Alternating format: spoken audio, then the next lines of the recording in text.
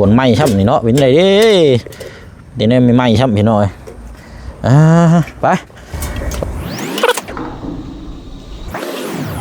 สรุปแล้วนะครับกับบริเวณเฮ็ดคนเดียวนะพี่น้อยเนาะยังมีพี่น้องFCก็ยังส่งกำลังใจแล้วก็รอรุ่นรอชมให้คำแนะนำอยู่2พี่น้องซ้อมต่อสอบ1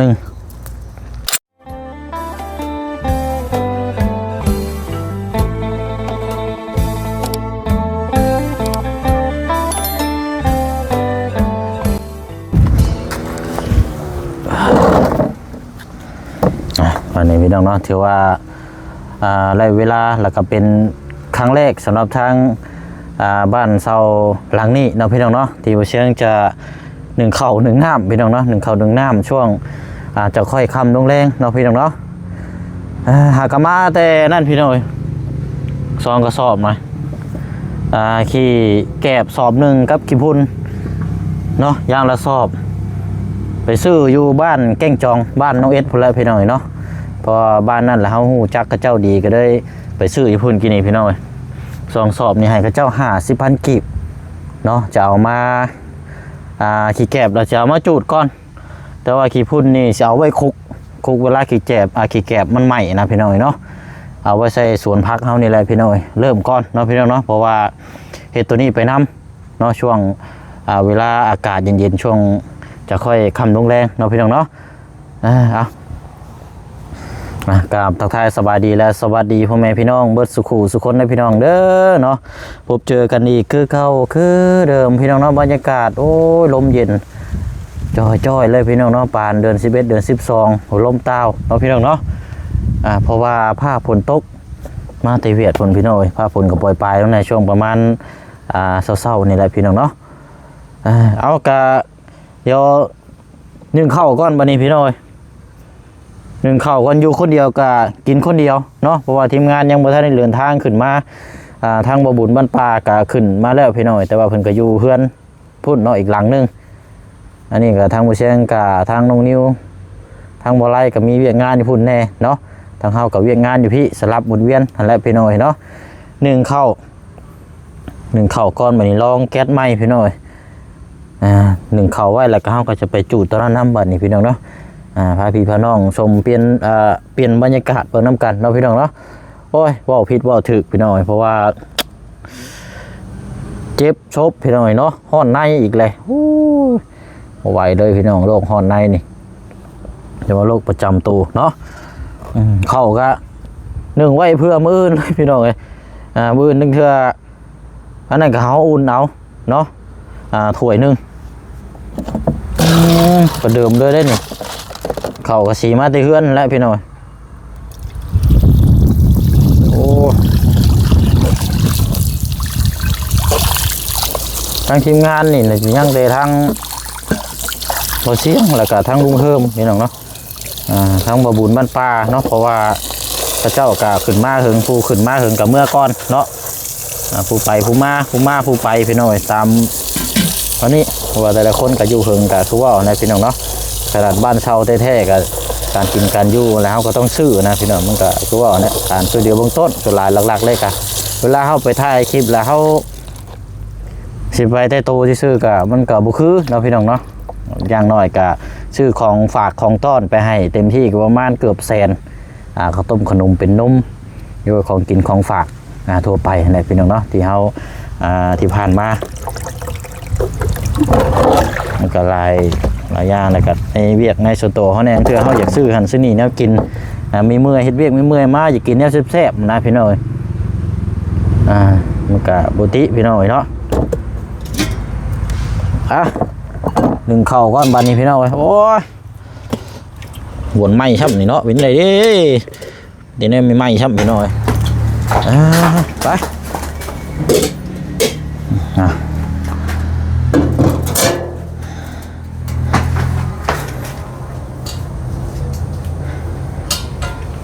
ใครอยู่หัวแก๊สตัวนี้มันบ่สามารถปรับแห้งได้พี่น้องมันอยู่ในระดับเดียวตัวนี้นี่แต่ว่าคนบ่เคยเนี่ยเปิดจริงๆเลยอันนี้พี่น้อง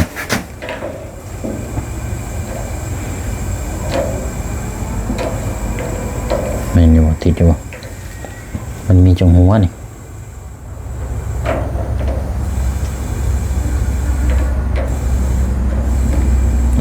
เยิ่มโอเคมันมี3ระบบระบบ1ระบบ2ระบบ3พอระบบ3นี่ยังบ่ทันได้ติดกินนี่แล้วน้ำเขาใส่หลายอยู่พี่น้อยเพื่อไว้เนาะพี่น้อยเดี๋ยวไปต่อกันเบิ่งสวนพักน้ำบัดนี้เนาะบรรยากาศแบบว่าธรรมชาติพี่น้อยเนาะเริ่มเอากี่พุ่นมาจุดมานี่แล้วกับมืออื่นทั้งเถื่อมันนั้นเขาจังเอาโหยใส่แล้วก็แม่นว่าแนวมาปลูกเพราะว่าของปลูกของพังนี่ก็ได้แต่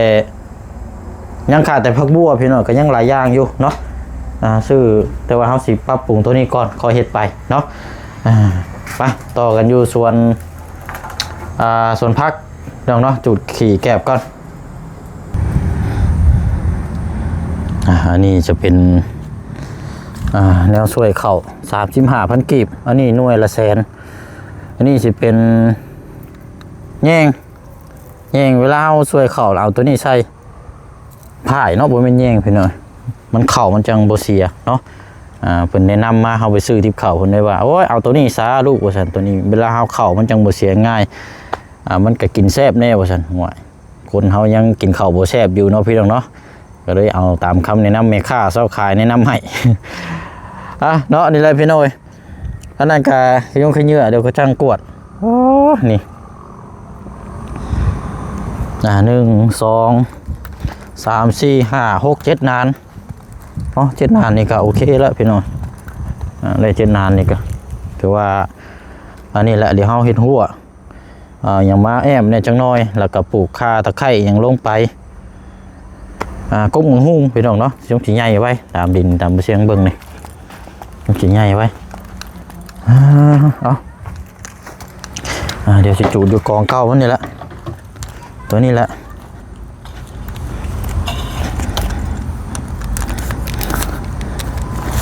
อันนี้ก็บ่ได้เคยได้บ่เสียงบ่ได้เคยปลูกผักได้พี่น้อยแต่ว่าอยากศึกษาอยากมีประสบการณ์แต่ว่าพอมีความรู้อยู่พอแก้ไขได้อยู่นะพี่น้อยเนาะพอแก้ไขได้อยู่ทำปลูกกินนะพี่น้องทำปลูกขายในบ่แน่เนาะผมก็จุดเทียตัวนี้ออกมาก่อนตัวนี้มันตัวเขาจุดมานั่นอันนี้นี่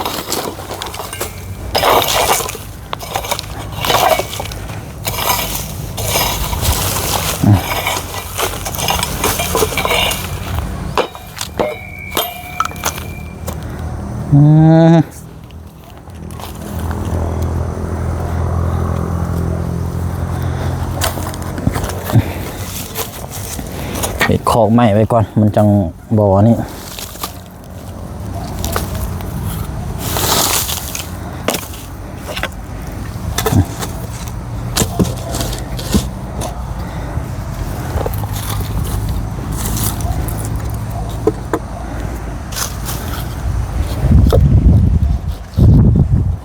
ลมเย็นเด้อพี่น้อง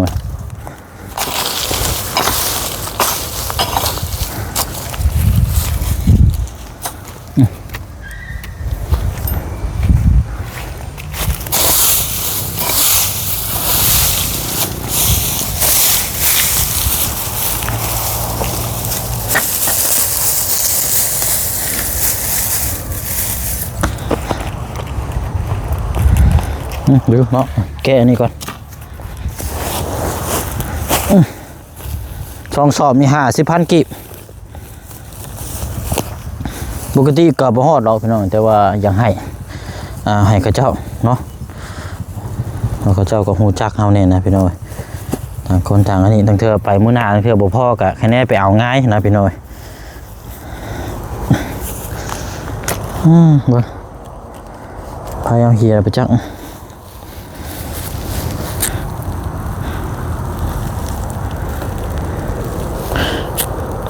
ก็ถือว่าบ้านเช่าหลังนี้ก็เปลี่ยนมุมเปลี่ยนบรรยากาศหลายสิ่งหลายอย่างเนาะที่กำลังเริ่มที่ผ่านมาแล้วก็กำลังจะเริ่มเห็นเวียกนี่แหละพี่น้อยเพราะว่าปกติเนี่ยผู้เชี่ยวชาญก็บ่ค่อยจะ อันนี้พี่น้องแต่ว่าอยากศึกษาบัดนี้เนาะโอกาสมันมาแล้วก็ศึกษาเฮ็ดไปต่างอัปเดตแล้วก็ถ่ายคลิปให้พี่ให้น้อง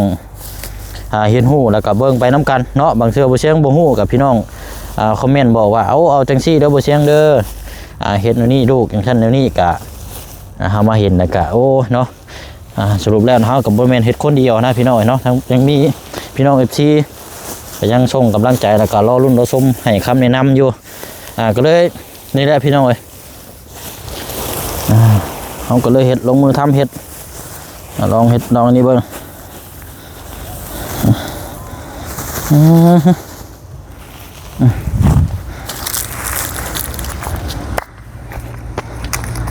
กักบ่บาดพี่น้อง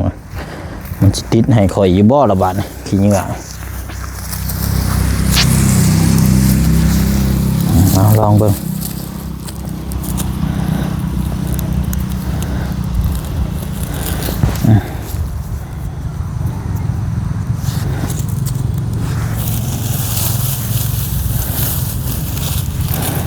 ยากอยู่ได้พี่น้อยเนาะ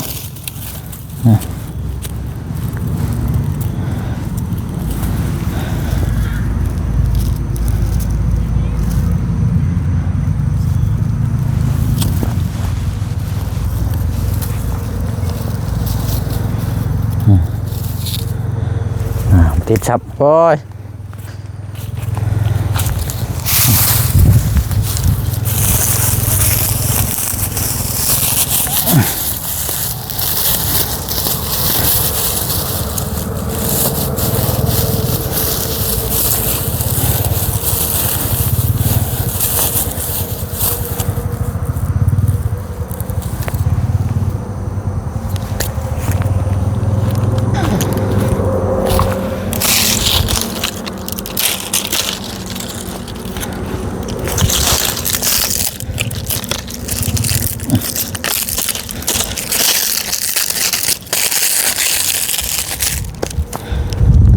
ปกติคือจูดติดง่ายแท้ไผ่นี่เป็นยังไงมือนี่ฮะดมบ่กระไผ่กับติดช่ำบานนี่เด้บานนี่พี่น้องเงินบ่ดอนี่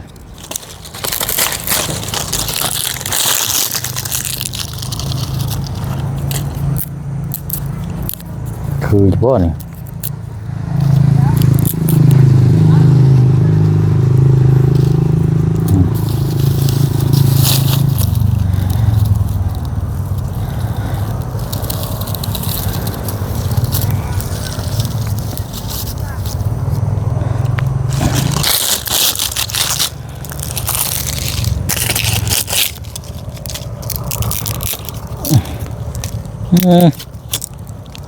ติดอยู่บ่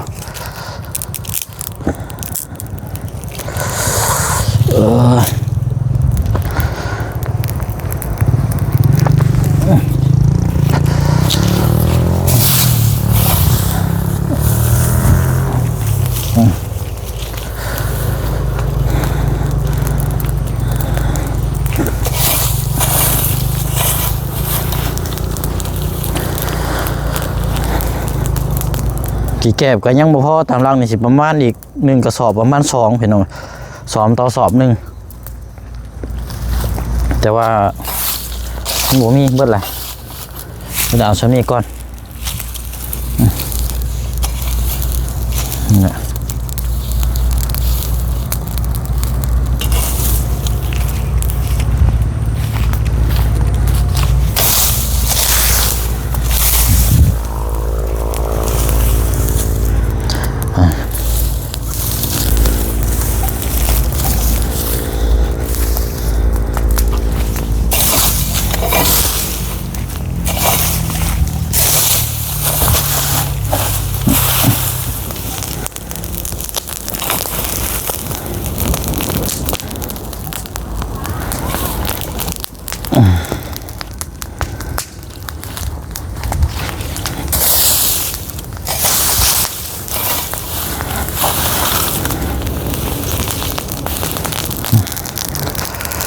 เอาพี่น้องเนาะ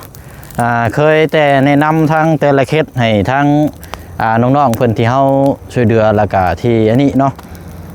มีแต่ส่วนหลายให้คำแนะนำให้ทั้งน้องเพิ่นปลูกผักปลูกหยังพอได้กินในครอบครัวสร้างอาชีพได้มามื้อนี้พี่น้องเอ้ยถือเจ้าของบ้านนี่พี่น้องเนาะเจ้าของเฮ็ดเองบ้านนี่เนาะเอาถือว่าเป็นอีกอันนี้หนึ่งพี่น้องเอ้ยเนาะเพราะว่าส่วนหลายเฮาไม่ได้ให้แนะนำให้คนอื่นเขาเฮ็ดมื้อนี้มาถึงเจ้าของบ้านนี่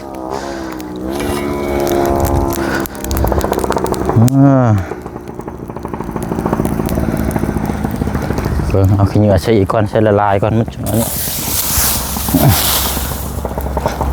เอา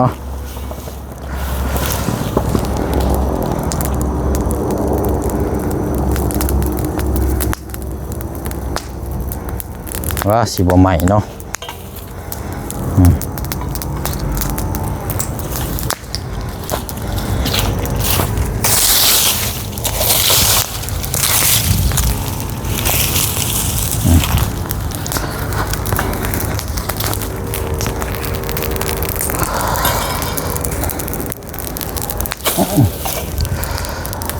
โอเคพี่น้อยเนาะเดี๋ยวเบิ่งก่อนคำว่าโมใหม่จังสิเอาขี้เหงื่อมาคลุกใส่อีก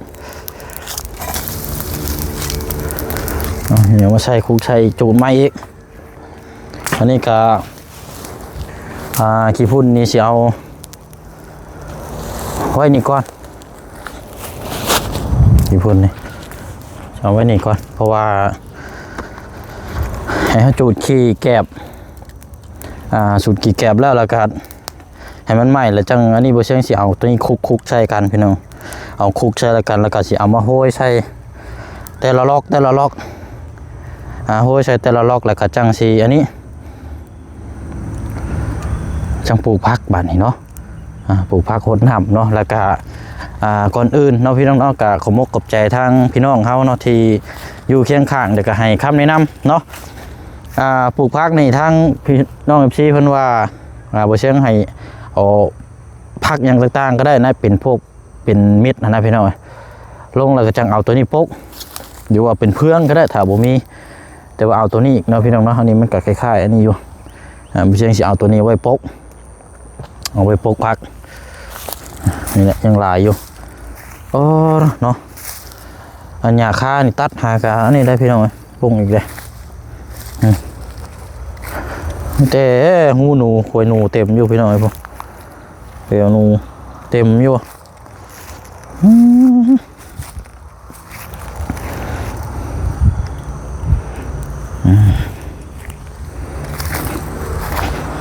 เอาละเนาะเดี๋ยวจูดเดี๋ยวจะมาคุมใส่อีกพี่น้องให้มันใหม่พยายามคุมให้มันใหม่เบิ้ลละกัดจังสีอันนี้ไปเนาะเดี๋ยวเป็นยังไงมาเบิ่งหดเข่าเขาก่อนติดดับนอนี่ชุกหรือบ่หดเข่านี่ไม่ได้ต่ออันไฟมาซ้ำพี่น้อยอยากมืดแน่เพราะว่ายังอันนี้นี่ดอกไฟนี่กันจะติดบัวติดอันนี้กันยังคิดไม่โอ้ยเนาะพวกอายไว้ดีนี่แป๊บเดียวพี่น้อย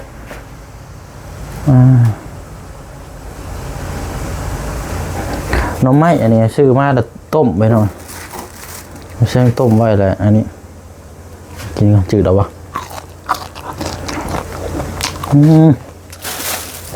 มันขมอยู่แต่ว่าหวานไปหน่อยหวานแห้ง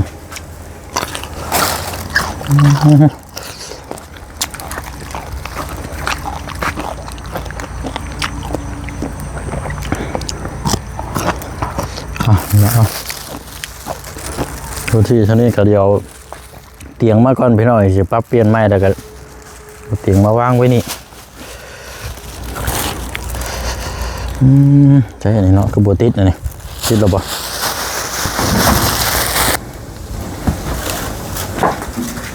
มืดได้นี่พี่น้อยเนาะเอาช่วยเข่าก่อนบัดนี้ไม่คลามกับบริมีชับลืม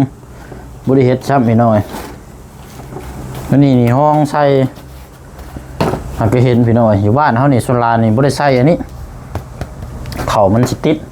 อันนี้ใส่นี่หนังโบติดอันนี้พี่น้องอันนี้ โอ้น่าจะไล่แล้วล่ะแก๊สก่อนบาทนี่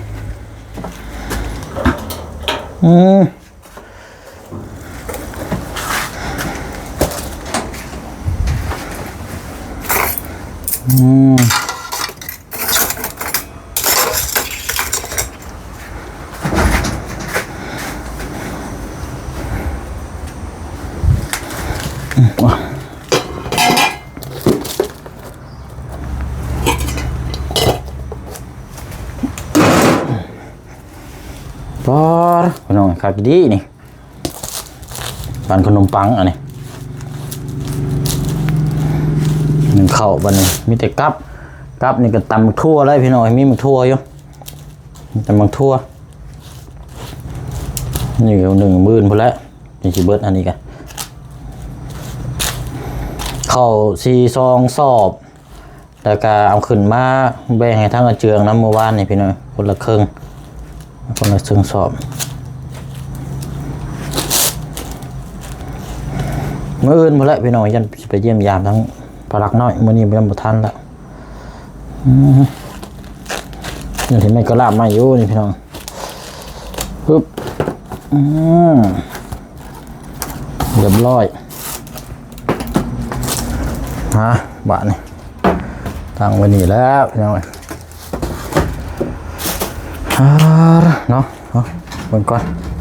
พี่ให้น้องเบิ่งของครัวกันมันมืดเลยพี่น้องเด้อเนาะคำมืดแล้วล่ะประมาณนี้นี่แหละเตาแก๊สกาซิแล้วปิดมันให้อยู่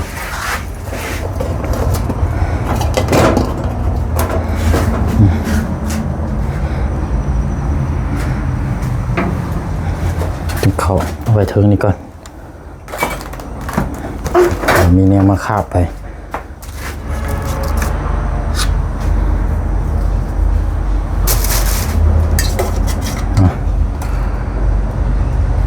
ตามนั้นแล้วบัดนี้พี่น้อยเนาะเรียบร้อยมาต้มครับอันนี้ลูกก้อนอันนี้พี่น้องของดอกประตูไม่เขาซ่อมแซมไปแล้วนะเดี๋ยวได้โชว์ทั้งเทิงตัวนี้เขาปิดตัวนี้ก็เป็นโอเคได้บัดนี้นะ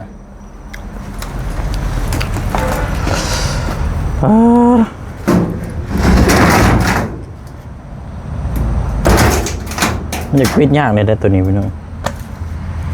ต้องเข้าใจตัวนี้นี่โอ้เป็นยังไงเขาติดแล้วบ่กี่แกบเบิ่งเอาคานมากวนจังหน่อยก่อน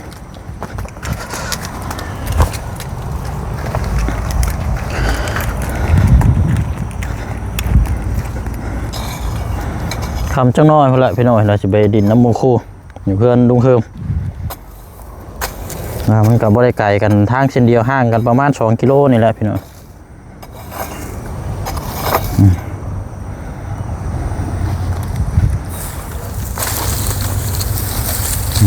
ไปไป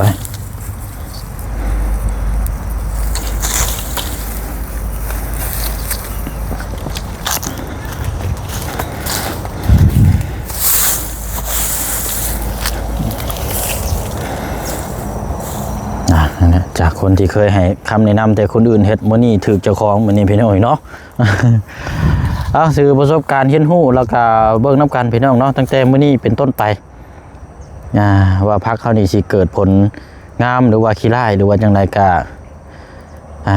ฝากพี่ฝากน้องเนาะติดตามรับชมแล้วก็ความคิดเห็นน้ำกันเนาะพี่น้องเนาะทางบ่เชียงจะเอาความรู้จากพี่จากน้องให้คำแนะนำมาแล้วก็จะเอามาเป็นประสบการณ์นี่แหละพี่น้องบัดนี้เนาะก็สิได้ล่ำลาไปแล้วพี่น้องเด้อเนาะติดตามเบิ่งน้ำกันสวนผักเนาะว่าสิเป็นจังใดมื้อนี้จูดขี้เหงื่อก่อนตามว่ามันแห้งแล้วก็บืนจังสิเอาตัวนี้คลุกใส่เนาะพี่น้องเนาะมาลาพี่ลาน้องไปก่อนบ๊ายบายเลยพี่น้องเด้อเนาะว่าวลายก็ยากไปหน่อยเพราะว่าหอนในแล้วก็มันเจ็บหม่องซบนี่ว่าว1 คำออกไป3 คำว่าวคำหนึ่งกลายเป็นเลข2มันไหลเป็นนะพี่น้อยมันเจ็บแต่มันเบายากไปหน่อยเนาะโดนหอนในนี่ทรมานแห้งไปหน่อยเนาะ เอาลาพี่ละน้องไปก่อนขอมุกขอบเจอละลายเด้อพี่น้องเด้อเนาะอยู่ดีมีแห้งร่ำรวยเบิดสุขุสุคนเนาะลาไปก่อนบ๊ายบายเด้อเนาะ